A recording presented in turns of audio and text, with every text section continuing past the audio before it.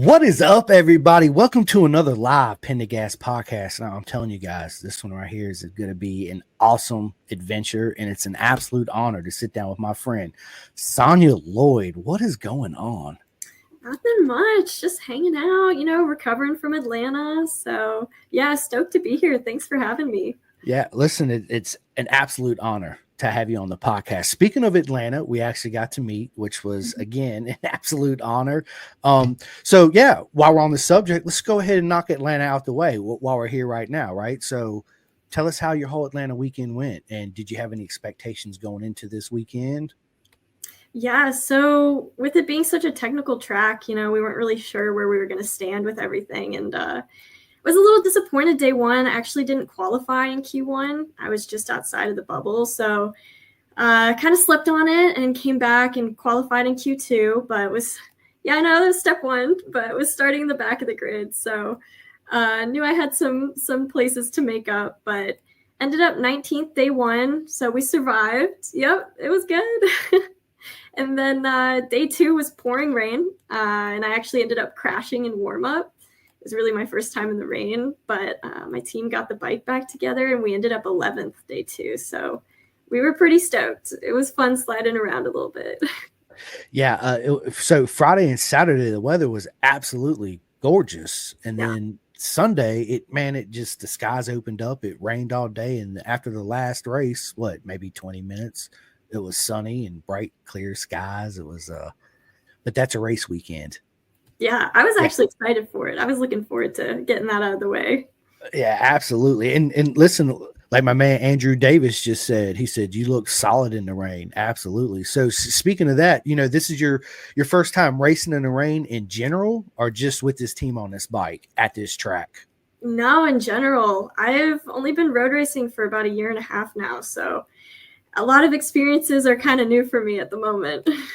I love it. I love it. So speaking of that, Atlanta was absolute amazing weekend. I'm glad that I got to meet everybody that showed up and enjoyed my time spending it with everybody I did. It was an absolute honor. But listen, Sonya, let's take it from the very beginning. How did you get into two-wheel motorcycles from the get-go? Yeah, so my dad was a national number flat tracker for a little bit. So yeah, he's pretty cool. Then he turned into an awesome tuner. So I kind of grew up in the AFT paddock, following him around and just observing stuff. But at that time, I had no idea that kids could even ride motorcycles. Like all I saw was these 20, 30-year-olds riding. So I never really had the want to get on a bike. And then when I finally figured out that kids can ride, my dad kind of discouraged it, wasn't really allowed to. There's a lot of highs and lows in motorcycles. So when I was 17, I pretty much told him, like, we have a van, there's a 150, I found a race that's like an hour and a half away, like I'm going, I would love for you to come, I'm feeling invincible, I'm 17. So he ended up coming, which was awesome. We had a blast, and that was my first time on a racetrack, on dirt, flat tracking, and got lapped, but had a blast. So that's kind of how I started. And then that was beginning of 2020. So flat tracking is an absolute amazing, and it amazes me. I love to watch flat track racing. It's doing flat tracking. So back before the 4-stroke era, right? Us Americans, King Kenny and everybody, flat track is an absolute awesome sport. So they could translate that into the 500 Grand Prix, the way they slid, right? And then they went to love the dog, by the way. Absolutely. What's his name or her name? This is Otis. Nice. Love it. I got Charlie. I try to get her to come in here with me, but she's in there hanging out with Rossi and his friend from school. They're playing Fortnite, and I guess she's queen of the castle in there, watching everybody. So, but yeah.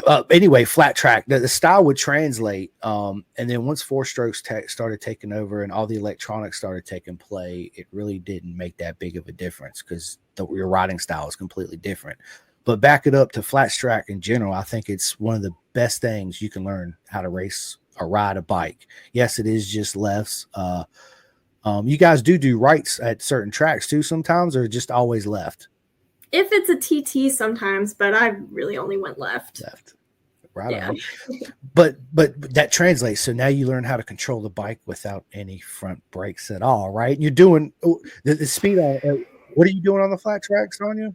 Oh, I wouldn't even know. I maybe 40 on a big track that I go to, but I mean the pros go like 110 on the miles, but I never got there. That's insane, right? So I assume that's something you would want to do in the future. Is that? Oh yeah. Oh yeah. That's on my bucket list. I gotta ride a mile at one point. Yes, I love it. Well, we got to make it happen, right? So you come up from flat tracking. So what was your first proper flat track bike that you owned? So I had a little 150, and so that was my Mad Dog bike. So I just rode the little Mad Dog classes. And my dad was hoping, maybe I'd just stick to that and not go any crazier. But ended up getting a 250, and then just bought myself my first 450. So yeah. Nice. Yamaha, right? No, it's not. It was actually before this deal came together. So I That's know. okay. Yeah, it's all Yamaha. good, right? Right. But so let me ask you this for the people that are listening or that are going to listen to this, and me and myself included, what does it take to take a motocross bike and turn it into a proper flat track bike? Yeah, so it's really just lowering it down, putting some different tires on it, taking the front brake off, and there's a lot of different stuff you can do to it. But if you really just want to start, just lower that bike down, make it a lot easier. So did you do any type of training, like take any, like they have a corner spin school and corner speed and stuff like that? I assume they have flat track school too, right? They do. I never did it because they're not really around here. I'm in Georgia. But I would always ask my dad questions and like how to ride and stuff. But he'd just be like, oh, no, just, do what feels right. Go out there and just do your best. Like, he never really pushed me in any direction. He's like, just wing it. Yeah, pretty much. That's awesome. So flat track, you started flat tracking. Did you ever win a race in flat tracking? So yeah, that's all I did. Like the first time I went on a track, I was racing. So there wasn't many track days. So the only time I could get on a track was during a race. So yeah, I'm a racer from the beginning. I love it. I love it. And what's the cost to enter a flat track race? It's gone up a little bit now, but I think it was only $30 a class for the night. So not too bad. I mean, I would enter like 3 or 4, so it kind of got a little pricier, but yeah, not bad if you want to get into it. But versus road racing, right? To enter, right. It's astronomical difference in price for sure. Yeah, flat tracking is just absolutely amazing. It's amazing to watch, and just by you doing it, I mean, you'd absolutely destroy me. I'd be a beginner. Yeah, just zoom around. Yeah.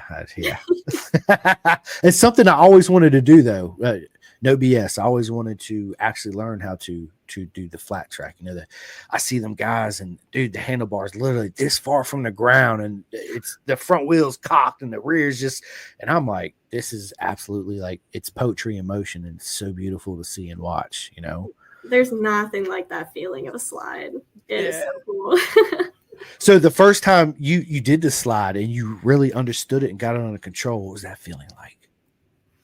Well, I thought I knew how to do it for the longest time, but I was just stabbing the rear brake, and somebody was like, no, that's not real. And I was all hurt. And so then when I actually felt it for the first time, I mean, it was so cool. That's the addicting part. So I definitely see why people do it till they're 70, 80 years old. Yeah, absolutely. Especially the price that it costs to enter a race, assume you have one at least nearby, that's feasible to travel to. So what's the closest flat track to, because I'm in Virginia and I don't know any that are in Virginia. I could be mistaken. There might be some, but I don't know of any. Our closest one's like an hour and a half away. Oh, that's not bad. Yeah. We don't run it too much though. So we're typically driving 3 to 4 hours to get to some of them. I got you. So from flat track, how did this transition into the proper legend you are right now in road racing? So this is kind of a crazy story, but it all started in end of 2021, I was at a flat track race in North Carolina, and Dale Quarterly was there. And I had no idea who Dale Quarterly was, but I ended up Googling him after, and I was like, wow, this dude's like legendary road racer. But he came up to me and he introduced himself, and he asked if I'd ever tried road racing before. And I was just so uninterested. I was like, no, thank you, but no, I love flat track. And he was pretty much like, well, the way you flat track, I feel like you'd be a really good road racer. So he gave me his card. And after that, I started looking into the BTR program. I was kind of like, oh, maybe this can give me some road racing experience. I'll try it for a season. So I applied and I got denied because I didn't have any experience. So I ended up applying for a study abroad in Spain for the summer in 2022. And that was in Valencia, Spain. And the MotoGP was going to be in Barcelona. So I bought a ticket and I went, and through flat tracking, my dad actually had a relationship with Paolo Ciabatti. I know I'm totally saying that wrong, but the director of Ducati. Yep. And I didn't know this, but he had reached out to him and was like, hey, my 20-year-old daughter's going to be in Barcelona. Like, if there's any kind of event or something she could go to, it'd be super cool. Hope you're doing well. And he responded, and he pretty much gave me VIP tickets and pit pass and everything. And he was like, yeah, come meet me. I'll show you around the garage and the pits and everything. So I go over there, and it's like a 4-mile walk to the track, like each day. Like, it's crazy. It's this huge event. And I go in and I meet Paolo, and he shows me around the garage, and I meet Jack Miller. And then he's showing me around the paddock, and we pass the two-up ride place. And he's pretty much like, do you dare? And I was like, do I dare? Of course I would dare. That, yeah. So long story short, he gets me a two-up ride.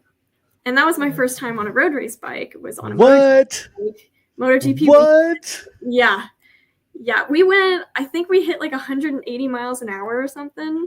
And my helmet was like sliding down. All right, hold on. We got to take it back. I'm so jealous right now. A two-up ride with Chris Ulrich would be absolutely legendary, right? But to be on a Ducati MotoGP bike would just be like extra legendary, right? So what was the emotions like sitting on it? And what, I know it happened like this, and it's probably hard to remember everything, right? But what was that like? I gotta know. Please, I gotta know.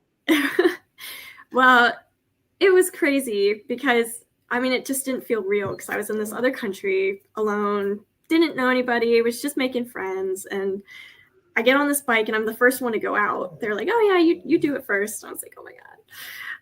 And he takes off and he does a wheelie, and you don't even feel the wheelie because it's so smooth. And then it drops down and you're like, oh, here we go.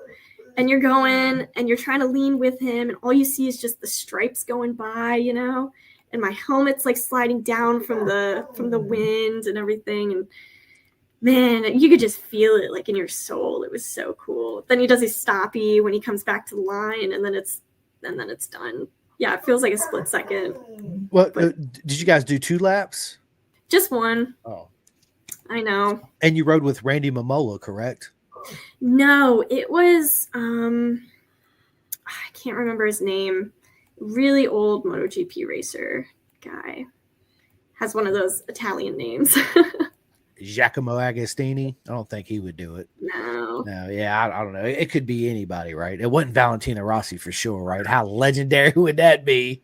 Someday. Right. Someday, absolutely. So, okay, my mind's blown. Like I thought my trip to BSB was legendary, which it was. It's absolutely the best race weekend of my life, but I'm lost for words right now, to be honest with you, because it was yeah. If you just say yes to things, cool things happen. So. Absolutely. And I see that smile when you said it. It was just, I felt the emotion. It's so anyway, 2-up ride comes back, and you probably get off the bike, change out the leather suit, civilian clothes again, and you probably think to yourself, what the hell just happened? Did that really just happen? Exactly. Yeah. And from there, I was totally hooked. Not unfortunately, but I was going to be in Spain for the next 2 months. So I pretty much just spent that whole time studying and listening to podcasts and watching races. And I was like, by the time I get back to America, I'm going to get on Dale's 400 and I'm going to be pro. Like, it's going to be great. I'm gonna send it. Yeah, I'm gonna do this. I love it. So yeah, the 2 months out, it was absolutely a trip of a lifetime, right? Because I know mine when I went to the UK, I was just like you, Sonya. My wife and my son stayed at home.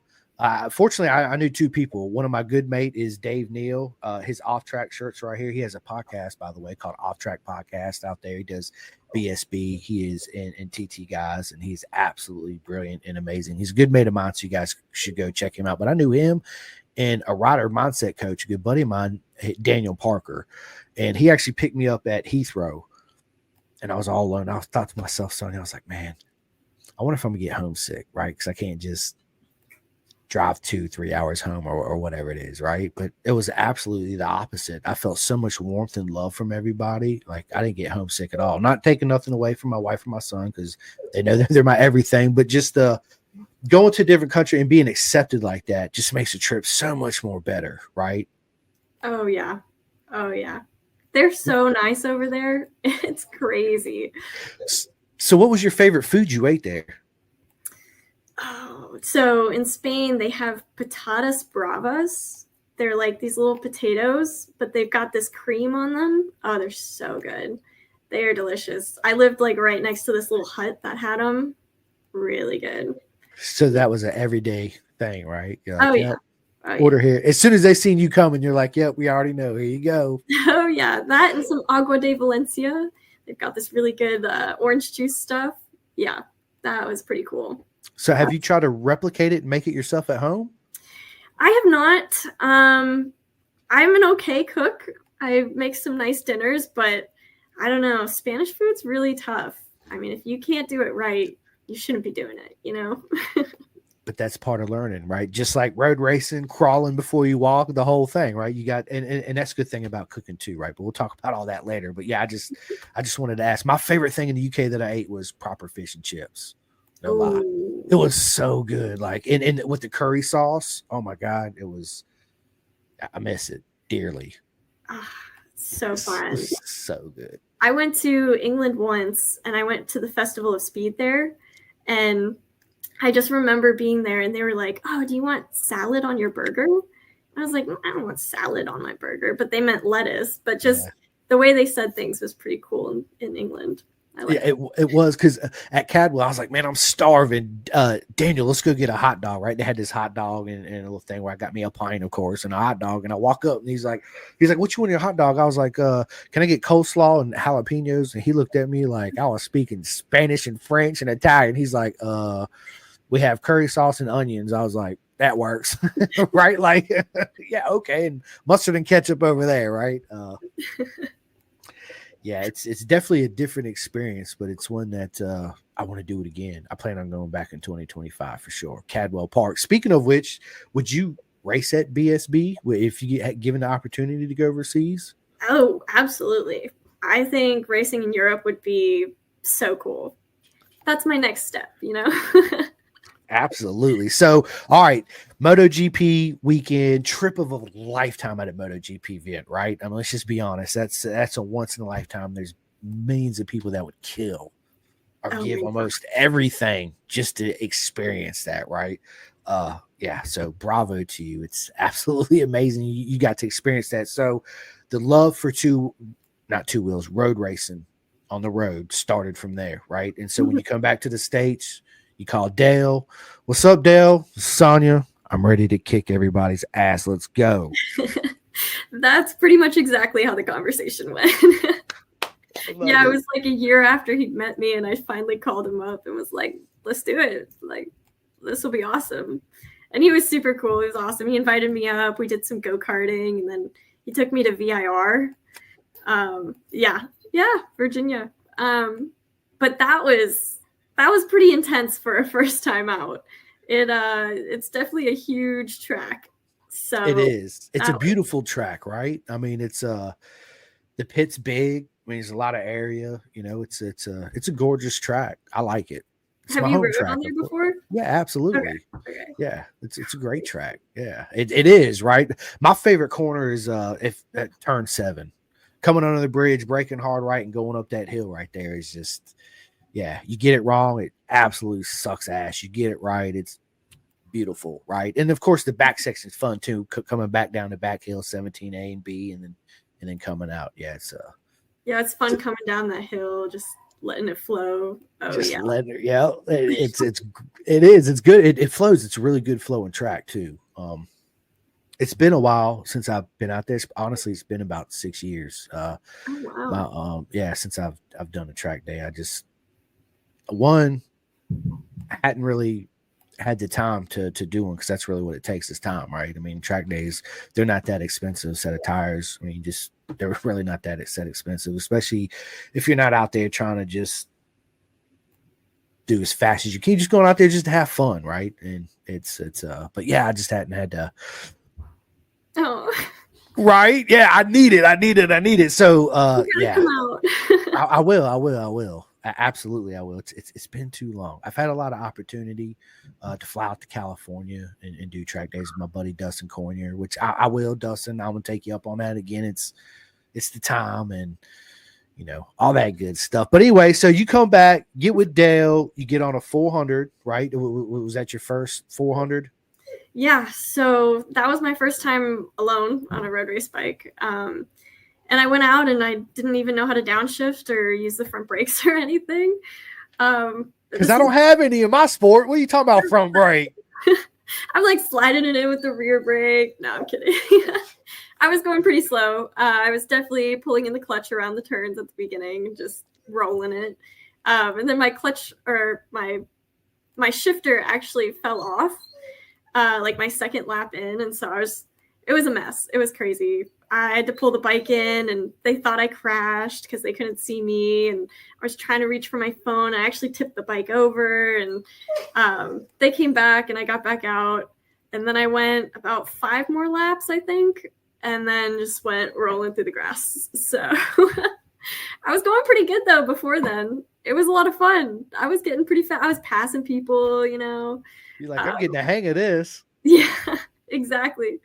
But then I just tried to follow an instructor a little too fast and just went through the grass in the last turn coming onto the front straight. Yeah, and it's wide open back there too, right? The tracks. It's not as wide as people imagine it is. It feels like it is. It does, but it's not. not. Especially when you're going at speed, you're like, I don't have a whole lot of room right here, right? Yeah, exactly. So breaks. Facts, right? So let me ask you this, Sonya. Was that your biggest difficulty learning how to ride a road race bike? Was applying the front brake? Actually, I think it's downshifting. Like I still kind of struggle doing those quick downshifts. It's definitely a timing thing, a little bit of an art. So yeah, the front brake, you just grab it. Yeah, not right. too hard, but like enough, But yeah, downshifting is definitely a little weird. And obviously you do the 1 up 5 down race pattern shift. Yeah, absolutely. Well, some racers prefer the normal pattern. Yeah, and that's what's weird going back to flat track is it's always backwards, so you always have to think about it yourself, or put a piece of tape on the handlebars or something. You can just glance down and see, like, okay, yeah, there it is. I remember 1 down 5 up, not 1 up 5 down, right? Because I've been guilty of that. I bought an RC51 and it had normal shifting on it, right? And I took it out and actually stalled it and locked up the rear wheel and almost laid it down, looking like a buffoon fool because I'm so used to the race pattern shifting that it just totally caught me off guard, right? It was I didn't end up looking like, I didn't end up going down, thank God, right? But it was That's scary. So so I immediately ordered the thing so I could reverse shift it. Yeah, big. You always have to ask nowadays, make sure. You do, right? Absolutely. Or they'll have it on the tank, right? Or triples or somewhere that reverse shift, blah blah blah. So going from being with Dale, is Dale something you still train with? Do you still ride with Dale to this day? After that first VIR experience, we went to Roebling Road a few months later. And after that, Dale's gone car racing. He's kind of, he's been an absentee father a little bit. I call him every once in a while. He'll call me, give me some tips. But yeah, he's getting really into car racing, and he's doing pretty well in ARCA. So I think he's a little preoccupied right now, so it's okay. Yeah, that's awesome. Stepdaddy. I only talk to him once a month, maybe, but yeah, he comes around every once in a while. But yeah, that's awesome. I love it.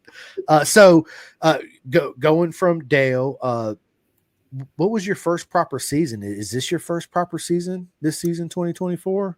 I would say last season. So right after we went to Roebling Road, I applied for BTR again, and I ended up getting in. I know, I was really excited. It's a nice way to kind of meet people in Moto America and kind of get into the sport a little more, and make some girlfriends, which was awesome too.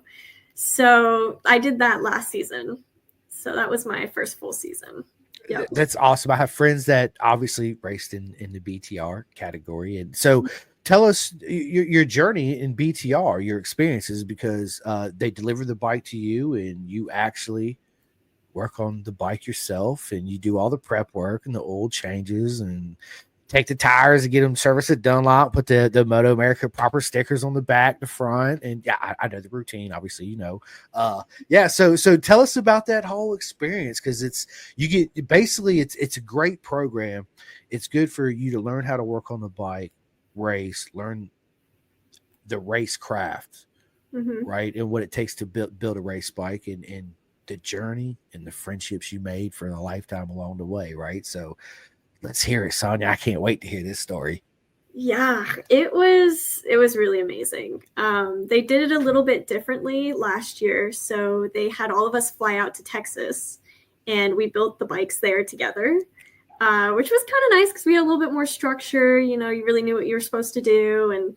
And we did build all the bikes ourselves. The mechanics didn't really touch it. They'd help hold something if we needed it. But that was really cool. So I learned a ton. I'd say about half the girls had worked on motorcycles before and half of them hadn't. So we were all kind of helping each other. And then we went training there once we were done. And I actually finished building my motorcycle on my birthday, my 21st birthday. And I got into graduate school that day. So it was this crazy, awesome experience in Texas. And then we went and we trained. And Freddie Spencer was there, which was really cool. And he gave us this whole crash course and was out there telling us what to do. I was super slow the first day. That was like my 7th day on a road race bike. And then the second day we did mock races. And I ended up getting the whole shot in both of them and then finishing second to Michaela. And everybody was like, whoa, Sonya, you've got this like red haze when you put your shield down, you get ready. And I was like, yeah, it's the flat tracker. Once the flag goes, you're just win or crash, That's it. Win it or bin it. Yep. So that was pretty cool. And then, yeah, the whole experience, just working on your bike at the track and, yeah, doing all the wheels and changing your own gearing. And, we had to adjust our own valves and everything. It was really cool. I feel a lot more confident going to the track now, knowing I can do everything myself if I have to, and being able to help out my crew this year too when they want it, Normally they're like, no, don't touch anything. You're like, nah, I got this, right? I have the 10 millimeter. Yeah, I have the 10. You guys don't. It's me. I got it, right? Yeah. So that absolutely amazing experience. I know it was an amazing experience, right? So tell us, how did that season going into 2023 with BTR? Did you have any expectations on yourself, or did you just like, you know what, I'm gonna approach this and just have fun with it and try to live in the moment every time I can? Yeah. And see where I end up. That's pretty much what happened. A lot of what I've been doing here has just kind of been like, well, we'll see. We have no idea what's going to happen. I think after that first training, I was like, okay, we might need to go for this, if it's going to be, possible to win. So into race 1, I was not putting a lot of pressure on it.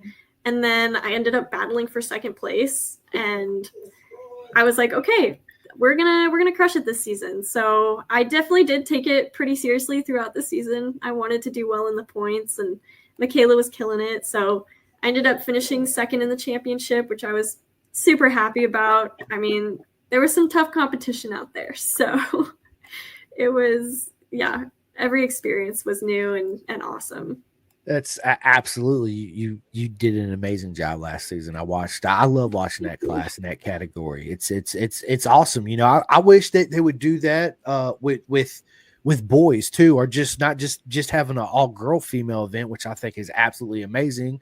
Just have it girls and boys, right? Because it's a good Mhm. way for, like you said, now I'm confident on working on a bike, whatever bike I get. You know, I've done this before. And I know I can do it. I know the racecraft. I know how to take the tires at Dunlop. I know how to do the tire warmers, the gearing changes. You know, I asked the suspension guys to help me out. So a little bit, because that's a whole nother area when it comes to suspension, right? I'll just do a couple clickers, bouncing them down. Okay, we're good. Let's go try that, right? Yeah, that feels pretty good, right? Yeah, yeah. You're laughing because you probably did that. Yep. Oh, yeah. Yeah, I asked a lot of questions about suspension. I was quite Absolutely. confused. Yeah. It, it's such an art form, and it's tricky. Like I'm just like, you know, when you explain it to me, just keep it simple, right? Keep it simple. And if I'm you see me struggling, then you know if you want to, I could couple bucks come help me out, right? Hmm. Yeah, Yeah. Yeah. Megan at Olin's, she was super helpful. She'd come over, explain to us what we needed to know. And yeah, she was great. But that's I think it'd awesome. be cool if they did it with, younger kids, Yep. because they're the future of the sport. It'd be awesome. You're the future of the sport too, as well, right? But yes, it would. I think it would benefit. You know, so you know, did you so racing at BTR, was it something like you had to come up with a certain amount of money to enter the program, or how did all that work? No, so they wanted it to be totally inclusive. So there was no money up front. They really paid for everything. It was a factory ride. It was incredible. Yeah. It was, I mean, nobody gets that kind of ride anymore. So it's cool, like growing up in the professional racing world, I've seen how much people struggle with that and how few people get that experience. So that was really what I was trying to enjoy the most, was just being a factory rider. That was really cool. That's absolutely. I didn't even know that, but yeah, that's amazing. You're right. That's full factory right there. They paid for everything, right? So at the beginning, I'm just asking. So, BTR, you got all you girls built your weapons, right, of choice. They're all the same bike, Hmm. right? What bikes are they again? They're the GT 650 Yep, Royal Enfields. Hmm. yep. And it's air cooled. Yes. Yeah, Yep. Yep. nice, nice. Yeah. So, did they have a schedule to be like, okay, you need to change the oil, you know, between Every these race weekend. weekends? Okay, okay. Did Yep. they broke it all down to you? Say, hey, you need to do your tires at this time, or was that all that kind of like, I feel like I need a new set of tires, or was that all scheduled for you too? So they told us how many tires we'd get for the weekend, and then we could kind of decide when we wanted to do that. And then Dunlop has certain times when you can go get that done. But Yeah, it was pretty left up to us and what we wanted to do. So, but it was nice. Like we had new tires for the races for sure. And yeah, it was great. and 2023 went by like this, right? You look back on it now, you're like, man, I had so much fun, but where'd all the time go? Yeah, the 4 weekends just flew by. The last one was sad. Uh, yeah, yeah. So it's not something so is that something when you've been at BTR, can you reapply and do it again the following season, or is it just a one-time done deal? So they just decided that it's going to be a 2-year program. So you do your first year and you kind of get into it, and then your second year is like your graduate year. So I was invited back this year, but I did get this super cool ride that I just couldn't turn down. So yeah. So I let somebody else take my spot, let a new girl experience it, and I can't wait to see them. They're all going to be at Barber, so I'll meet the new girls and give them any tips if I can about the bike. But yeah, so it is a 2-year program now.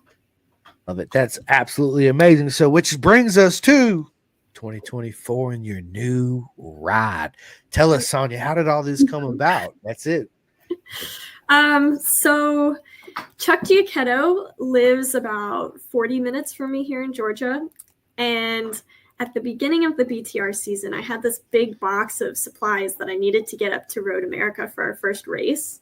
And so we called him up and I was like, hey, like, do you have any room? Maybe help a racer out, you know?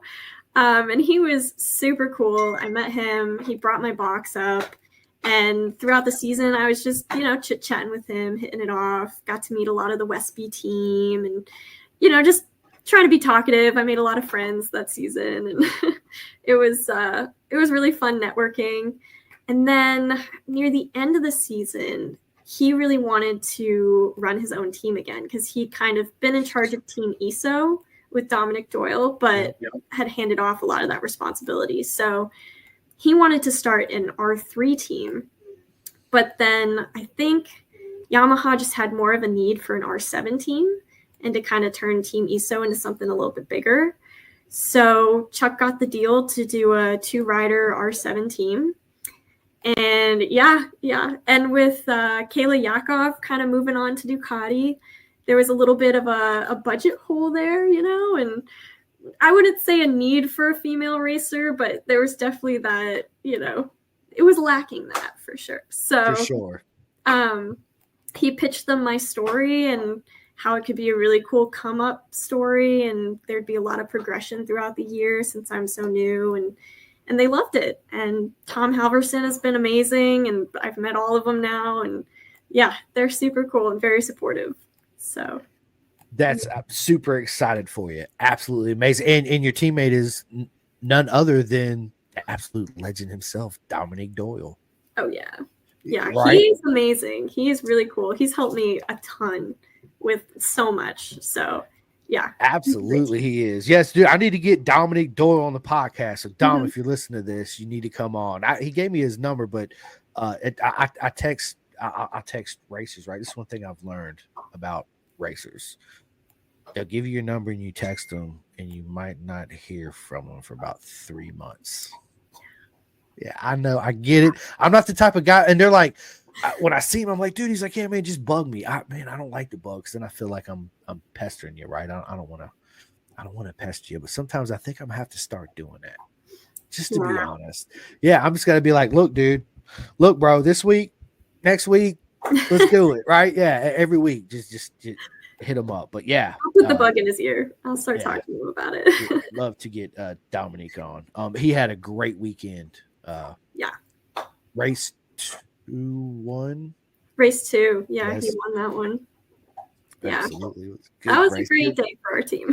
Yeah, it was. So let me ask you this, Sonya. You know, the way you prepared for a race in flat tracking, is it the same mentality in the way you prepare for a road race? Honestly, it's so different. Like for flat track, there's a lot more, you know, hyping yourself up, kind of getting into that more aggressive mindset and just letting loose. And then I think for road racing, I really have to calm myself down a few days before and really study and like learn the track and learn the shift points and the markers and figure out what I want my strategy to be. So it's a lot more, you know, calm music versus like screamo. Right. Now it makes sense. And you know, a lot of these tracks, obviously, since you're new to it, has been your first time at the track. So what is the best way Sonya Lloyd adapts to the track, and how do you learn it?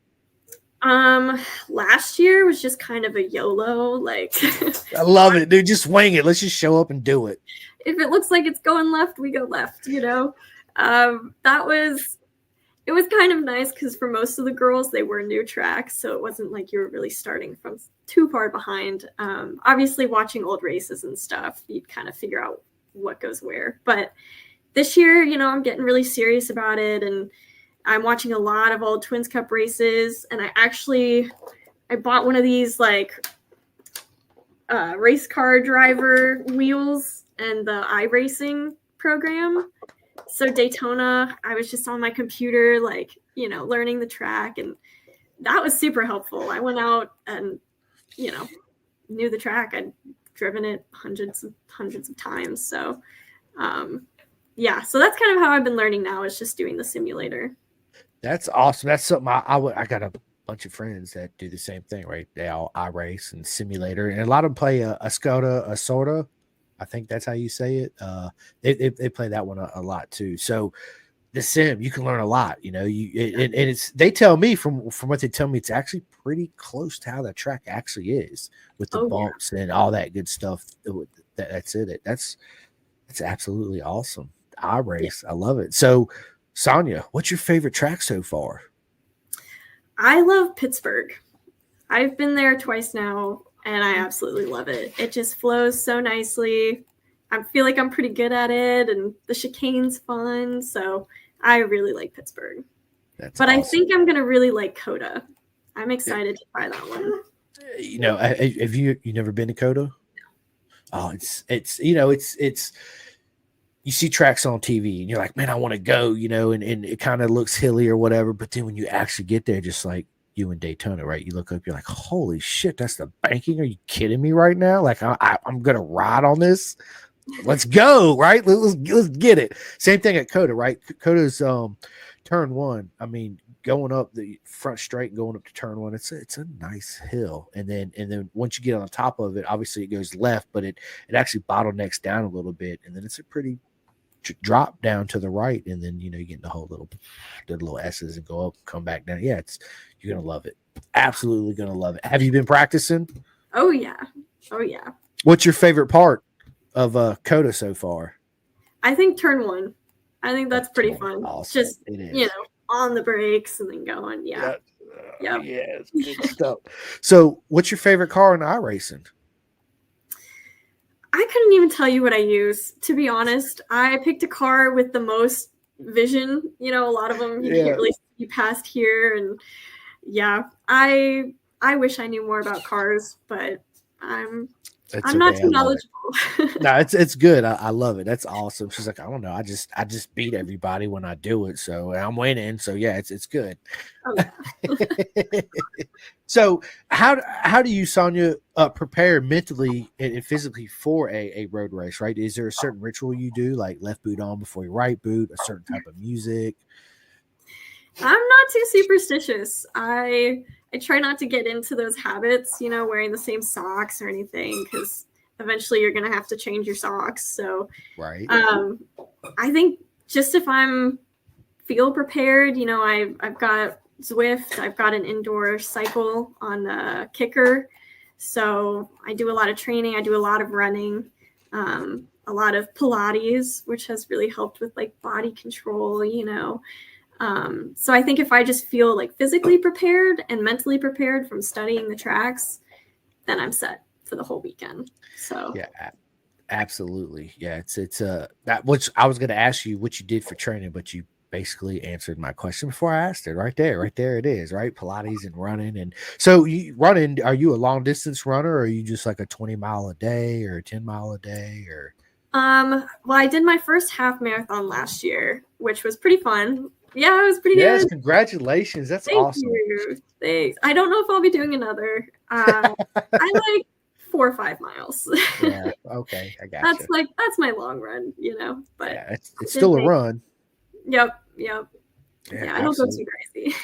That's awesome. So, do you have any big expectations on yourself this season at all? Or are you just going to face it like you did all your other seasons? Well, kind of like last season, after the first race, I got some points. I finished 12th in both races at Daytona. So after that, my team was like, all right, our goal is not just to qualify now. Like, let's get some points. Let's see what we can do. So I definitely, my goal is to get points in every race now. I think I'm like 14th right now in the points championship. So if I can do a little better than that, I think that'd be awesome. But I think by the end of the year, I just definitely want to be getting top 10s would be right now the goal. Yeah. If not winning, I mean. I don't see why you couldn't do it at all, for real.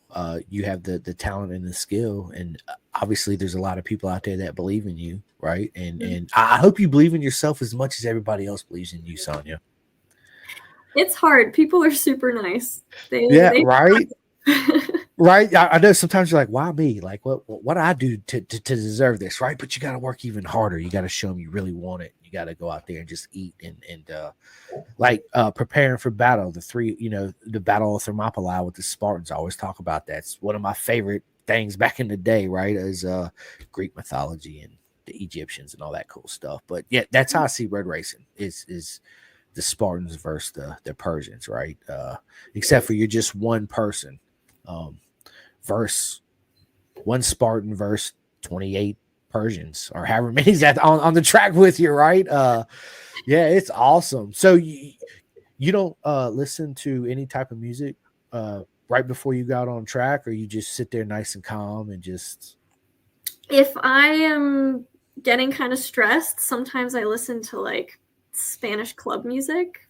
But usually I do pretty well before the races, so I like chit chatting with people. You know, the officials walk by, you say hi, and yeah. So I like being social before, but I used to definitely listen to more music last year. There was a lot of people under the tent. You know, you kind of had to lock in a little bit, but yeah. That's awesome. So let me tell you, what is your major strength in road racing? What would you think about yourself? Your greatest strength, braking? I don't have much of a survival instinct, I think. So like getting to the gas, pinning the gas, I think that's my greatest strength.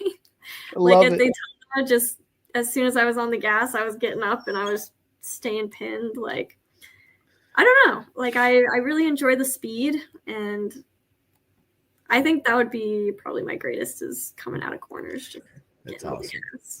Ain't nothing like it when you get it perfect and just right. It's like, this is the best fit. It almost happens like it's in slow motion, correct? Yeah. Oh yeah, it really does. No, you're like, you look down. Well, you don't see how fast you're going, but normally you're like, I'm hauling ass through here, right? But when you hit it just perfect, it's like you're taking slow mo video on your phone and go back and rewatch it. It's fast, and all of a sudden it's just that and speeds back up. And you're like, that was cool. Oh yeah, I think I had the second fastest trap speed at Daytona because it was just as long as you can, you know. Yeah. I love it. I love it. This is good stuff. So we have a buddy of mine all the way from the UK, Chris Lewis. He says, always believe, Sonya. What's going on, Chris? So listen, we're almost 50 minutes in this. It's been an absolute honor. You are going to absolutely kill it this year. I can't wait to watch it. You know, I'm a fan. I'm gonna be cheering for you. I will be at Jersey, so I'll see you there again in Jersey. Cool. We will do. You guys stay tuned because me and Sonya will be back for part 2 and part 3 and all that good stuff. But I want to get away from motorcycles. Your journey has been absolutely amazing. I love to hear people that's not really grown up in the sport. Well, it has, but not really rode or train and just get into it and look where you are, right? There's a lot of people around the world that would, again, do anything to be where you are, right? So that just tells volumes of who you are as a person. And not only that, the legend and the speed you have in your future, right, ahead of you. So, which is absolutely amazing. And I can't wait to see you get that W, right? Kick all them boys' ass. Let's go, Sonya. Coming soon. I know it is. So listen, I want to get into my favorite part of the interview where we get to know Sonya on a personal level, right? So I want to start it off with this. Tell us something we don't know about you. Well, I sleep with my socks on. I have to. I get so cold. I don't think many people know that. That's probably my weirdest thing, I hope. That's awesome. I love it. I love it. And listen, so we got Kamisha Moore. What is going on? She says, wishing you an amazing season, Sonya Lloyd. We're so proud of you. We'll see you at Barber. Thank you, Miss Moore. She's absolutely awesome. They are absolutely amazing. I met them in Jersey last year, her and all of them. Hugs, and it was pictures. It was absolutely brilliant, amazing. They are. Yeah. Everybody, when you go to the track, stop by and say hi because they are just brilliant people. They're amazing. Michaela's going to kill it this year. I can't wait. Listen, Michaela is an absolute alien for sure. So, yeah, absolutely. Yeah, she's an absolute legend. Does not mess up. She's man, you know, listen, this is how I see it. Like when it comes to men and women racing, I feel like when I watch men ride, we look like we have to try to ride, where a woman is more fluid on a bike naturally, if that makes sense, right? Mhm. And it's just, yeah, you guys are just absolute legends. And yeah, absolutely. So listen, let me ask you this. What is your worst habit? My worst habit. Oof, that's tough. I don't know. I eat Oreos. I will say that Oreos. I don't know if that's a habit, but I do always have to have some Oreos in the house. So Oreos. That's your favorite Oreo. Is it double stuffed or the double thin stuffed. or the yeah, Oh right yeah, with just with regular double stuffed. almond milk, soy milk. Just regular milk. You know, 2%. Yeah. I'm not, you know what? I don't drink milk. I'm not Really? that's something nobody knows about me. Right there, I said I do not drink milk. Hmm. The only time I drink milk is if I'm eating cereal. That's it. I'm Wow. just not a milk drinker. Like I cook with it when I need to cook with it or whatever, but I don't know. I just never been a milk drinker at all. I love milk. Yeah, I know a lot of people do. My son's best friend Cam, he lives down the street. Every time he comes over and stay the night, I get him a big box of the Kraft macaroni and cheese. For 11 years old, he can eat the whole box, which I shouldn't really be surprised, right? And then like 12 chicken nuggets on top of it. But I get him his own at least half gallon of milk. I got to, because if not, he's going to drink all our milk. So I go there and I'm like, all right, Cam, this is you. I even write it. This is yours right here. This is all your milk. So this is you. That's Have so at it. It is, right? Yeah, it's absolutely build awesome. strong bones. It does. That's what I hear. I just don't like it, right? So, all right. So let me ask you this: if you could invite any three people in the world to a track day, what three people would it be? And it could be anybody, like from MotoGP riders to your boyfriend to whoever, right? So, what three people are you bringing? Oof. Okay, well, definitely Valentino Rossi because I gotta meet him someday. So cool. Man, I'd probably bring my dad. You know, he hasn't been on a road racer in a long time, so I want to get him out there. Um, hmm. I mean, the only other road racer I've really met that's like at that level would be Jack Miller, and he was super cool. So I'd love to hang out with him some more. I'd bring him too. Listen, Jackass, absolutely proper mega. I've met Jack a bunch of times. Brad Bender, they're some of my favorites. Bajorn, he's personal. Brad Bender's personal.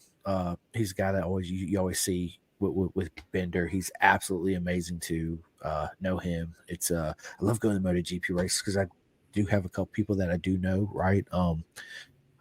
And when you meet a high profile is what I call them, like the top of the line sport racer, right? You automatically have certain expectations by the way you view them on TV, by the way they interact with other people.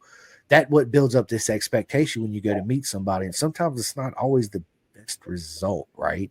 But Yeah. with Jack Miller, it's absolutely, I don't care who it is. As soon as he comes out and you holler his name, he stops, takes pictures and autographs, the whole nine for kids, adults, grannies and canes and walkers, all that stuff, right? Except when it's go time, right? Then it's straight in and straight out, blah blah blah blah blah. But Jack is absolutely amazing, and He's so Valentino, cool. right? I mean, Rossi's the goat. He's I named my son Hayden Rossi after Nicky Hayden and Valentino Rossi, right? So, Oh wow. yeah, we call him Rossi. His first name's Hayden. We do when I'm irritated, I call him Hayden, and then he knows he's a little bit in trouble then, right?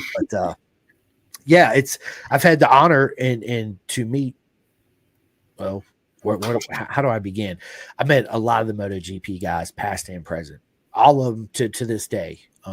Juvenile, Max Biaggi, Valentino Rossi, numerous. I got so many pictures, helmets like Rossi helmets signed by him, gloves. I got this whole memorabilia in my other room, minus this room right here too, because a lot of this stuff signed up on the walls. You I can know we tell. were about that earlier. Right, like I'm you can tell I'm just a little bit infatuated, right? Just a little bit, right? But yeah, it's I've had the honor to meet all these guys. The only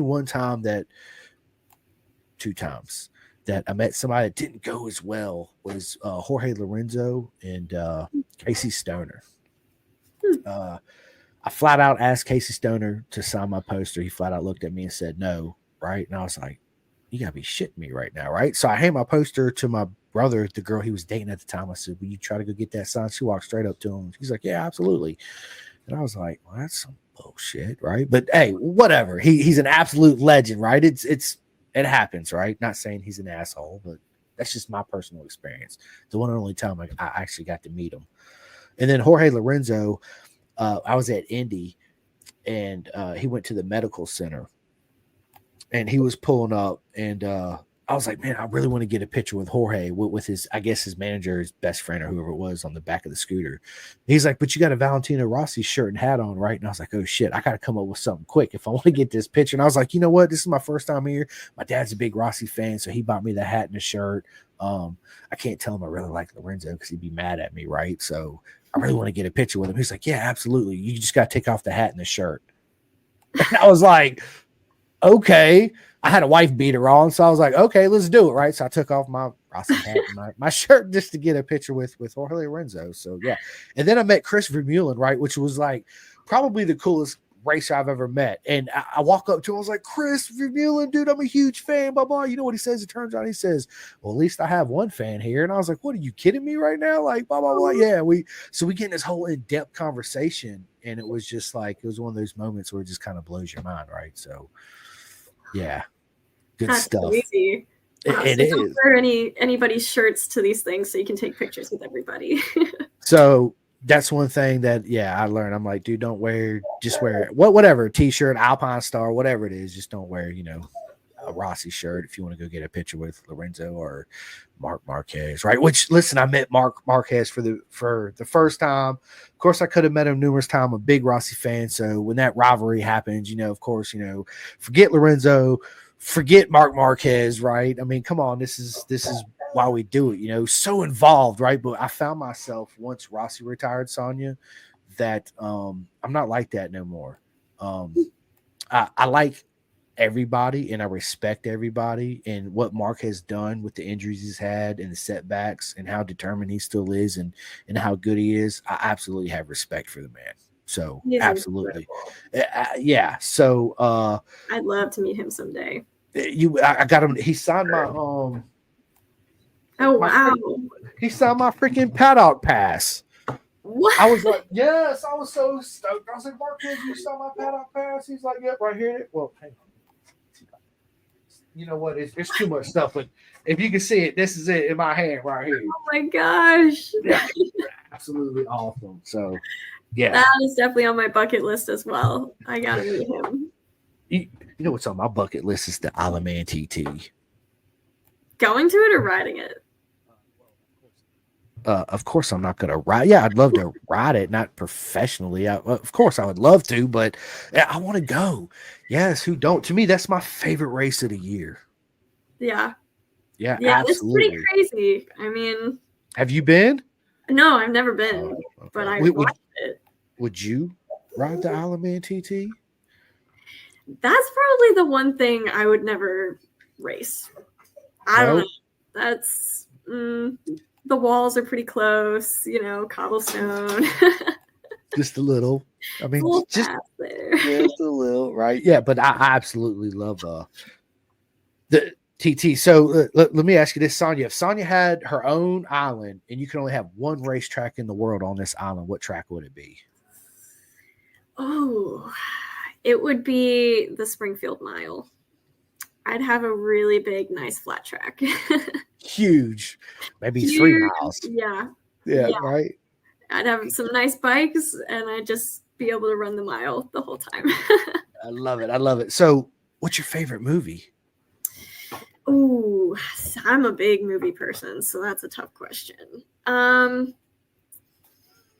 don't know what my favorite would be, but right now, the one that I kind of have been watching for some inspiration is Eddie the Eagle. Have you seen that one? No. It's about the ski jumper, Eddie Edwards or whatever his name is, but it's a very inspiring movie. What's it on? Apple TV, maybe. Apple TV. Yeah. I watched Masters of the Air. Man, that was one of the best series I've seen. You got to check that out. That's on Apple TV I too haven't as seen well. that. Yes, it's really good. You definitely got to check it out. So I'm big into books. I love audiobooks. I used to read all the time. Of course, I find myself falling asleep now when I really start to read, even though I'm really into it. It's just bam. But the book that I am currently reading right now is big shout out to my man Andy Ibbott. He actually sent me his Oh, MotoGP wow. performance and ride techniques, which is just an absolutely amazing book. But I listen to a lot of audiobooks. So is that something you do too? Do you like books, or what are you reading or listening to? I'm not a big reader. Not anymore. I used to read a lot, but I have been reading a lot of like motorcycle electronics books, trying to figure all that stuff out so I can kind of, talk about it a little better. Right. But just textbooks. I'm in college right now, so just do a lot of studying, so not much time for fun reading. Yeah, yeah. Well, so speaking of that, what are you going to school for? So I'm actually graduating next week with my undergraduate. Congratulations. Thank you. It's in biological engineering, so Nice. pretty excited to be done with that. Yeah, But I'll be absolutely. staying one more year to finish my master's in business, and then I'll be done. So I love it. yeah. I love it. I love it. All right. So not a big reader except for school books right now. But I'm sure in the future it's something you will pick up. I got a couple good books on audio, but when you're ready, I'll give you the recommendations. They're really good.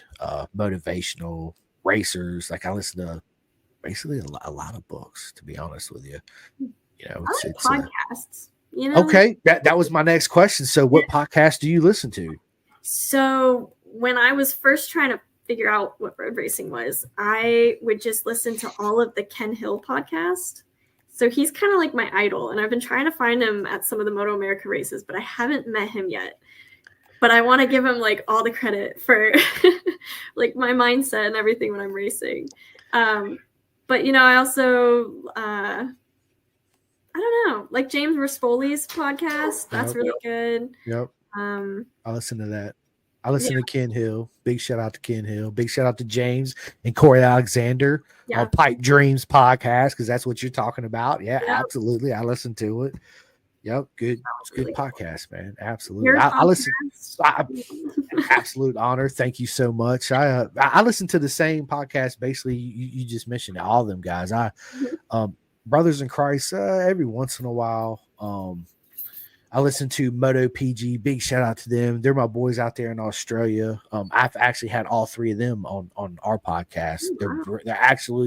They're brilliant. You need to go give them a listen. Moto PG, not GP PG. There's three of them: Boris, Tugs, and Fredo. You're gonna absolutely laugh your ass off because they are hilarious. Yes.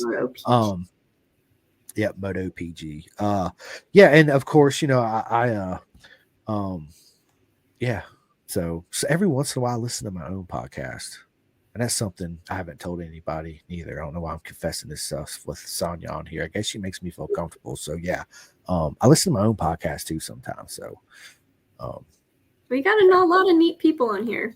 yeah, I appreciate it. It's something that if you would have told me I'd have been doing this 2 years ago, I'd have laughed. I'm like, yeah, okay, whatever. I enjoy listening to them, but it's not something that I want to do. And then I actually got invited to come on as a first guest, and then we did just race reviews, and then the whole interview started to happen, and it's been an absolute honor to be able to do this for sure. So it's yeah. But anyway, music. Sonya, what kind of music do you listen to? Oh, I listen to all the kinds of music. I love it Me all. too. I love it. Country, pop, hip hop, old classic music. Yeah. Classic rock's a big one. Yeah. My favorite song is Danza Kuduro. I know nobody thinks they know it, but once they hear it, they know it. It's like the Fast and Furious Spanish song. Yep. That's really good. Yep. That's probably what I listen to the most. I listen to a lot of Spanish music too, and people, well, my old job before they closed down, I'd be playing it, and they're like, what are you listening to? And I'm like, I don't know who they are, but I just like the vibe and the music, right? So I'm just listening to it. And I love Frank Sinatra. Oh, yeah. So Frank's my dude right there. I love some Frank Sinatra. My Way, that's my favorite one. Yeah, dude. And let's see. I could sit here and just talk about Frank, but yeah, My Way is really good. Is it 21? I have to look on my phone. Keith Kelly, what is up, my man? And Andrew Davis said, "Say Taylor Swift." Are you a Swiftie? I very much so respect Taylor Swift. She has built an empire. I'm definitely an early Taylor Swift music fan for sure. Just listened to her new albums. Pretty good. Pretty good. But There yeah, you go. I'm a Yeah, Swiftie. that's awesome. I love it. All right, so who's your favorite comedian? I don't really watch comedians. I don't know. No stand up. Not really. I don't know. Okay. I haven't gotten any good recommendations yet, so I haven't really checked them out. Well, I have to give you some recommendations. I mean, there's a lot of good ones out there. Of course, the old school, like I like a lot of the old school ones. But yeah, no. So my big shout out to my buddy BT. He's a comedian. I'll send you some links to him and check him out. He's absolutely funny. Which, by the way, I listen to his podcast too. He has two of them. One called Tales from a Gemini, where it's just him, and he interviews some racers and some other people too as well. And then he does one with his buddy Dion Curry. It's called Sorry We're Canceled, and them two just talk shit, cut it up. So it's absolutely funny, right? And they talk a lot of shit. When I mean they talk shit, they talk shit. So yeah, it's right. Yeah. Do you like Star Wars or Star Trek? I'd say Star Trek. Star Trek, huh? I'm a Star Wars guy with Star Trek. Do you go? So, what character would you be in Star Trek? Oh, definitely Scotty. I like it. Sure. Yeah, right. Okay. Well, DC or Marvel? Probably Marvel. Probably got more into that. Yeah. I know that's right. So Two-Face, is that what you said? Two-Face. Yeah. No, I'm talking about. Was he in Marvel? Two-Face, the character? Oh no, I have no idea. Yeah. I like him. But anyway, favorite food, Sonya. I like to cook. I get it from my mom, right? What's your favorite food? I love sushi, and that's kind of new, but Is it really? All the time. Oh yeah. So what made you just try sushi for the first time? I don't know. We never really ate it as a family, and then like 4 years ago, I moved out to college and started eating sushi, and I love it. So I love sushi too. So I'll sit there. I eat my wife not so much. She's like, I'll try it. She's like, she's kind of on the fence on it. And we got some the other day, and she's like, yeah, it's just not me. And I'm just like, it's so good, wasabi and soy sauce. Let's go. Yeah. Oh yeah, no, it's good. Either that or Italian food. Yeah, I'll eat a nice lasagna or something. So so you're is that your cooking specialty is lasagna? I make a mean lasagna. Do you? Nice. Do you use ricotta cheese or? Yeah. Yep, for sure. A lot of it. So a lot of it. I like it. So do you make your own homemade marinade, or do you use jar marinara? No, I use Rayo's. Yeah, that's Rayo's. Big shout out to Rayo's. That's not nothing. I don't get paid for Rayo's, but it's really good. I love Rayo's too. So I also make so I'll do naan bread, and I'll take naan bread and Rayo's pizza sauce, like the margarita pizza sauce, and I'll make homemade pizzas on naan bread with Rayo's. Yeah, it's so good, right? Lasagna, that's one thing that I have never made is lasagna, and I've made a lot of stuff. I have made a lasagna soup, so it's basically kind of like making lasagna, but I did make a lasagna soup. Yeah, I made a lasagna soup. You ain't never made a lasagna soup? No. I only did it once. I made it for my wife, and it was actually really good. Yeah, so I like in the winter times, like I use an app called Yumly. It's free. Another shout out, right? I'm not getting paid. But it's free, Sonya.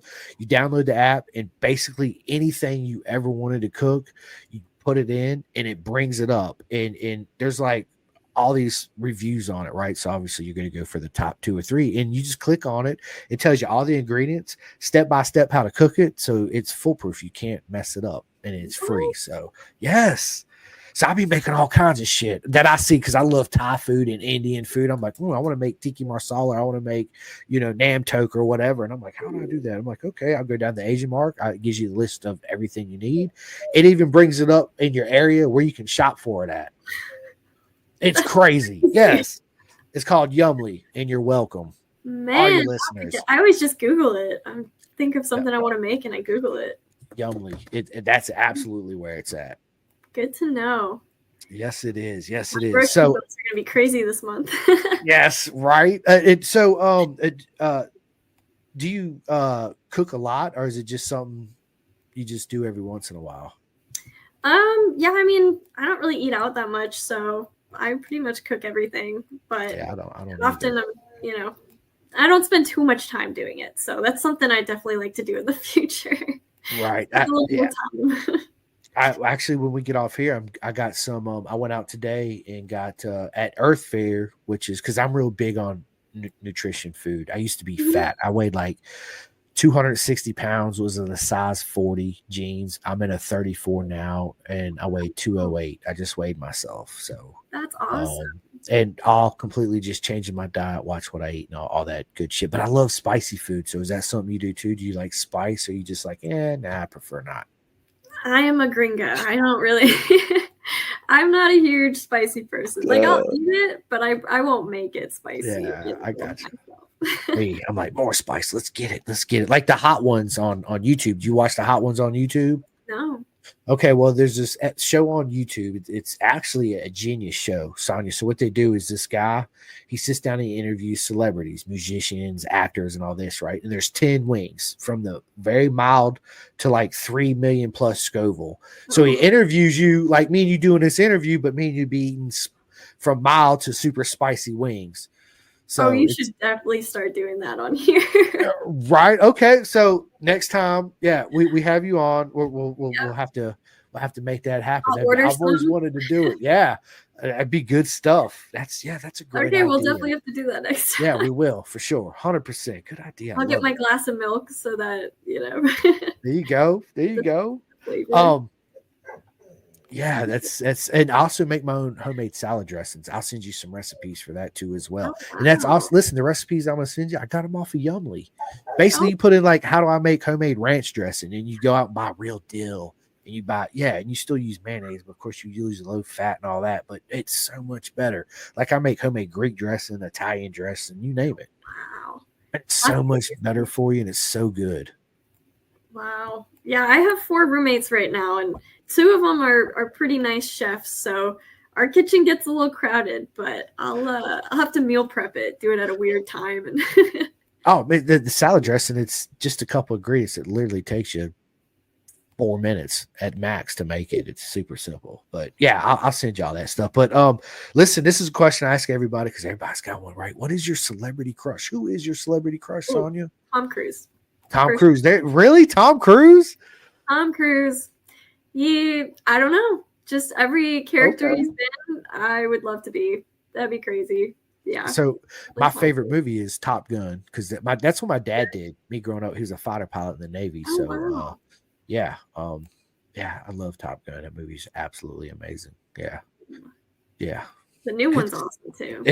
I was so afraid that they were gonna fuck it up. God, I'm so glad that they didn't. Right? I mean, let's just be honest, because usually when they come out with a sequel, you're like, please don't mess it up. And they just really just destroy it. And you're like, what are you doing? Man, when that one came out, I was so excited to see it, but I was in Spain, so I had to watch it in Spanish the first time. And I was so upset because the voices were different, It wasn't like, I mean, they had subtitles, but, I could understand Spanish, but it was just, it was so good though, even with the Spanish voices. Absolutely. So what advice, let me ask you this, what's the best advice you've gotten so far in road racing? The best advice? Probably just, I know it's cliche, but just have fun. Like, only do it if you're having fun. That's it. And like if you're not having fun, why are you doing it? Facts. It's a tough career. It's a tough life. And, you do it for fun. Listen, first and foremost, if you're not having fun, then why are you there doing it, right? So Yeah. absolutely. So series. Is there any series you're watching on like Netflix or Hulu you can recommend to anybody right now? I just finished Grey's Anatomy, so I'm looking for a new series right now. But I feel like I could totally do surgery and save anybody's life right now. You know, any weird situation you get into, I know how to fix you. Don't worry. Right. So me and my wife actually on Netflix, we just started Ozark, which is really Okay. good. That and then Breaking Bad. That's one of the I highly recommend Breaking Bad. It's like 5 or 6 seasons. It's one of the best series ever created, and I could actually see it happening in real. It probably happens in real life. I would bet my house it's happened in real life. Yeah, it's a crazy story. Basically, I'm not going to give it away, but basically, it's this physicist at school ends up with cancer, and in order to help pay for the chemo, because he don't have the money, since he knows how to make uh drugs, he makes the best meth in the world, and it goes like you're like, I'm gonna watch one more episode. I'm gonna watch one more episode. It's 3 o'clock in the morning. You're like, I can get up at 6 a.m. You know what? I'm a binge watching. I'm going to work. I can stay. I can make this 36. I can do it. I'll come straight home, go to bed. Right? Yeah. It's that type of. Oh yeah, I'm a big TV person, so I Yeah. will definitely get on that. Yeah, absolutely. So let me ask you this, Sonya: is there any other sports that you're into at all? Like I watch soccer. Yeah, A little I bit mean, of I played F1. soccer for a while, and that was a lot of fun. And then I did competitive cheerleading for a long time, so all like the flippadoos and stuff. You know, I was the one getting thrown in the air. Tossed in the air, right? Yeah, so that was a lot of fun. But as far as watching, not really. Just racing, you know, supercross, flat track, road racing. Right. So as far as road racing, do you watch obviously MotoGP, World Superbike? You watch World Superbike too? Watch World Superbike. I don't know. I haven't gotten the subscription for that yet, but that's I'll tell you. definitely gonna be the Go next. ahead. Yeah. It's like $80, I think. Yeah. Yeah, because I get it. I think it's $80. I do that one. I do MotoGP. Of course, Moto America. Mm-hmm. And I do BSB. I highly recommend. Do you watch any British Superbike racing at all? But I should. Listen, you know what's awesome about it too? Not only are them people proper mega, and I love all of them. I got a lot of mates over there, but you can watch it for free, people. I keep telling everybody, Bennett's British Superbikes.com. There's a race this weekend. Tomorrow when you get up, go to Bennett's British Superbikes.com. Up in the top hand corner, it'll say live timing, or if it's actually live, it'll say live. You click on it, and guess what? Boom, you're in there. Straight up. And if it's not like they don't do live like practice and qualifying sessions, it's only during the race, right? But they have the TSL timing where you can click on it. It brings up the whole everybody out there: Superbike, Super Stock, GP2, 600, Super Sport, 400, whatever class that they're doing. Sonya, you can actually click on the commentary and you get to hear them live, and they talk about everybody. That's one thing I love about them. They talk about from the guy in dead last all the way up through the field. They give everybody a shout out, which is proper mega and amazing. Yeah, I think that's the one thing that the sport's kind of missing is just the personal touch for sure. 110%. You know, like I'm not taking nothing away from what's our Moto America's series on YouTube. Damn it, I watch it all the time because it's good. You mean the Pressure to Rise one? I was gonna say, me and you should know this off the top of our head, right? But every time I ask us, where I'm like, oh man, I forgot. Yeah, what is it? Yeah. So listen, it's really good, but man, they fall short on so many things. Not talking trash. I'm not, because it's really good. But you guys need to get the Junior Cup, the Super Sport, the Super Stock, all those guys involved, the BTR crew. You need to go down through the field. Yes, it's going to take away from your precious Superbike, the 4 and 5 teams, or 3, or whoever it is you mainly focus on. But to me, the future of the sport is not on TV. The guys that are always getting the airtime, they're on limited time. Mm-hmm. Yeah. Right. So, and then it's just going to fall back to the other replacement, right? And where they've already made it and got the house and the big contract, right? So listen to me, Moto America.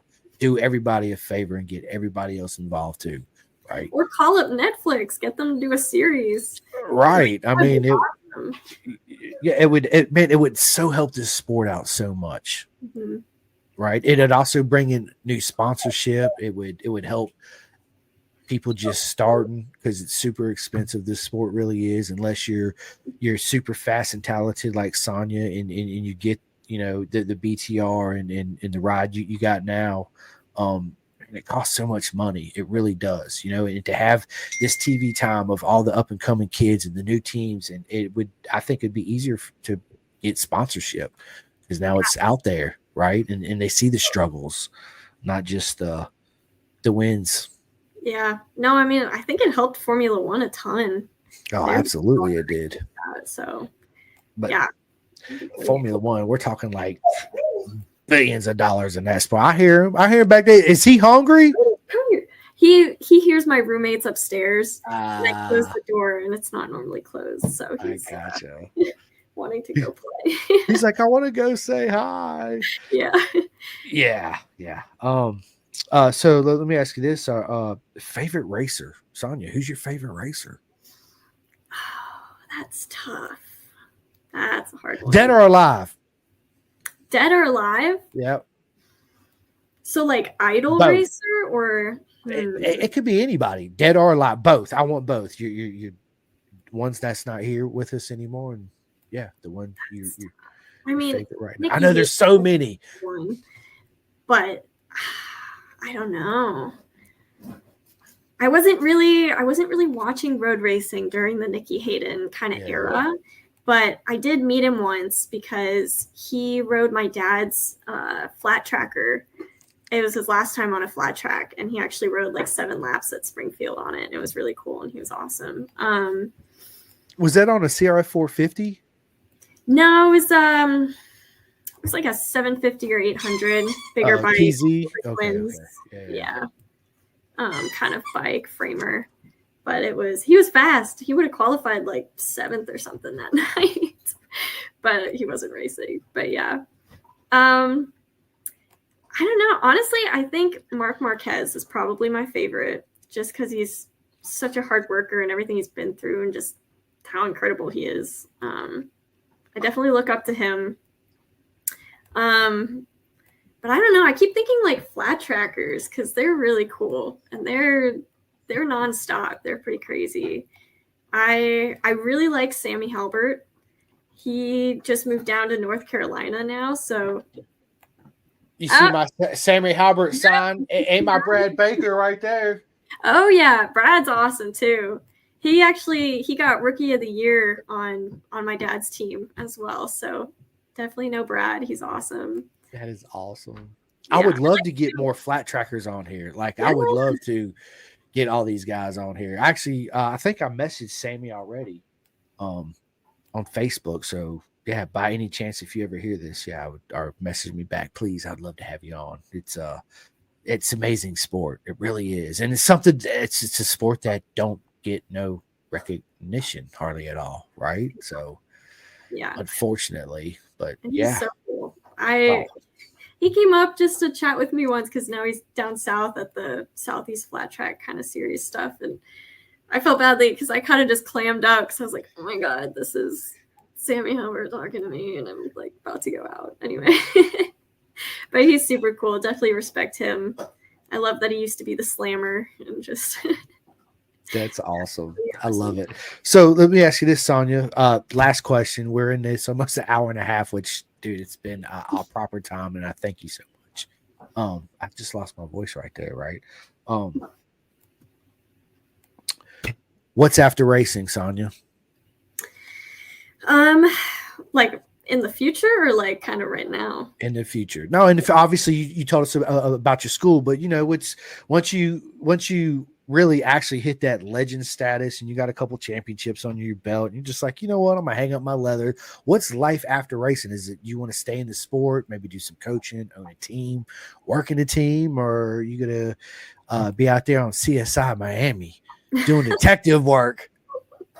Well, I think after I make it to Europe, and I'm killing it and whatever, just make a lot of connections over there. And I think it'd be really cool to get into the engineering side of things, and maybe not from the ground up, but doing a lot of the data stuff is really cool. And I've been working at Siemens Digital Industries, and they've got a lot of really cool technology that they use on Formula One teams right now, just all the data and stuff. And I think it'd be really cool to get into that and convert a lot of that to motorcycles. And I don't know, maybe work a little bit in MotoGP, kind of helping develop some of the, fluid dynamics stuff or something like that. Something engineering in motorcycles would be cool.